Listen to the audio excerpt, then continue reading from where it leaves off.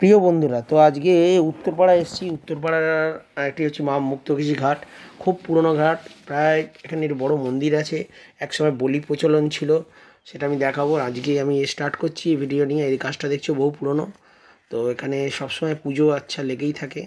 এখানে আমাদের সবসময় আড্ডা, ছোটোবেলা থেকেই আড্ডা। প্রায় মাধ্যমিক দেওয়া থেকে 2004 থেকে আমরা এখানে খুব আড্ডা মারতাম। আজকে এখন ভাটার সময়, তো আমি সকালবেলা দেখে এসেছি।